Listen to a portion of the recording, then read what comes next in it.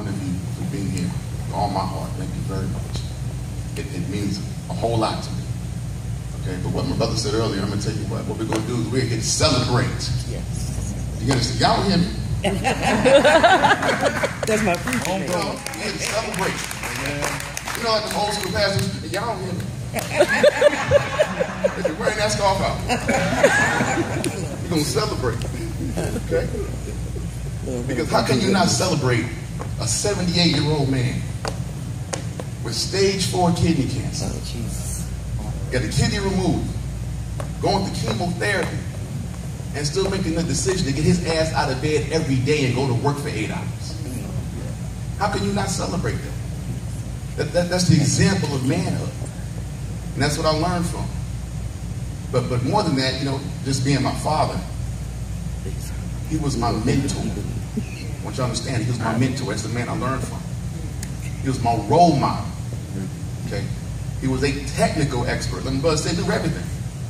And if he didn't, he sounded like he did. I ain't know. I was just a teenager. I ain't know. But most importantly, he was also a Mr. Put his foot off in your ass when you didn't act like it. You in church. Oh, excuse me. I'm sorry. I'm saying he had it down to a science. He used to get in trouble. He's like, boy, if I got to come in that room, I'm going to leave with one damn sheet.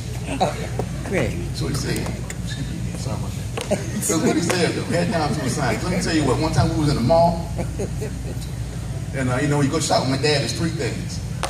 Get in, get what you got to get, and get out. He went all about that browsing, window shopping, get in, get what you got to get, and get out. So we were leaving the mall, and you know, I was trying to build up the courage to ask him to give me some Nikes. You know, because I wanted some new shoes, but I was scared to ask him, so I was telling myself, ask before we hit the door. You know, so I built up my courage, and I said, Dad, can I get some Nikes? He said, you got Nike money? You know, that was my very first lesson in finance. You know? And I was like, no. He said, get in the car. I was like, Dad. I'm going to the car. And one other time, when he took me golfing as a kid, well, I wasn't golfing, I was carrying the bag. You know, the bag was like really heavy. You know, I was struggling with the bag. You know, I was carrying the greens up. They were mad at me, all these lines and stuff. And we made about to the 8th hole. And I dropped the bag. Oh. And I was like, uh-oh. You know, and all the clubs spilled out. And I was throwing, you know, the clubs back in. But I was looking at his feet. Make sure he had both shoes on. You know what I'm saying?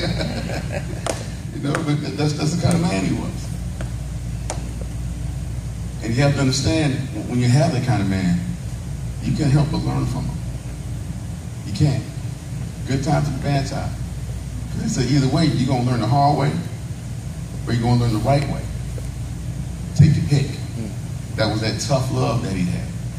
That's what it was. I want y'all to understand that.